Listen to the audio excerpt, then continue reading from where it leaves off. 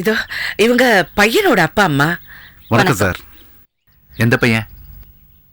ஐஸ்வர்யாவோட படிக்கிற பையன் மிஸ்டர் சிவராமன். இவருக்கு நிறைய பிஸ்னஸ் இருக்கு.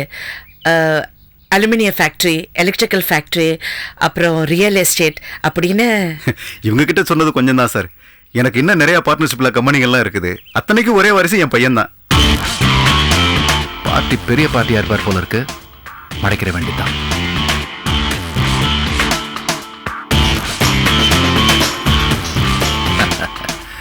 ஒரே பையன் தானா?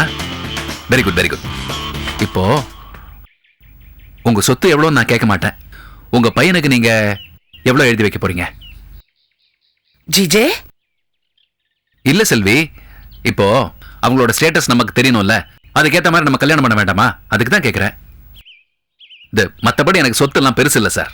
நல்ல குடும்பமா இருக்கணும், நல்ல பையனா இருக்கணும். குடிசையா இருந்தா கூட பரவாயில்ல சார், பையன் நல்ல பையனா இருக்கணும். இன்னொரு விஷயம் சொல்லி ஆகணும் சார். நான் இந்த காதல், லவ் இதுக்கு எகென்ஸ்ட் கிடையாது. இன்ஃபேக்ட் நான் என்கரேஜ் பண்ணுவேன். என் பொண்ணு உங்க பையனை பத்தி சொன்ன உடனே முதல்ல பச்சை கொடி காட்டினது நான் தான். கேளுங்க. வேற ஒரு அப்பாவா இருந்தான்னு வச்சுங்க, திட்டி தீர்த்திருப்பான், அடிச்சு கொன்னிருப்பான், உங்ககிட்ட வந்து சண்டை பிடிச்சிருப்பான். இல்லையா செல்வி?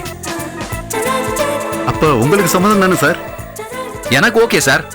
எனக்கு என்னன்னா என் ஒய்ஃப் செல்வி ஓகே சொல்லணும். அவங்க ஓகே சொன்னா எனக்கு ஓகே.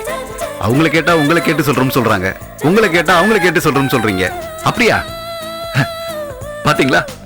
இதை நாங்க பேசி வச்சுக்கிட்டோமா? அதான் சார் எங்க குடும்பத்தோட ஒத்துமை அப்படி இருக்கும். இந்த மாதிரி ஒத்துமையை நீங்க வேற எந்த ஃபேமிலியிலும் பார்க்க முடியாது.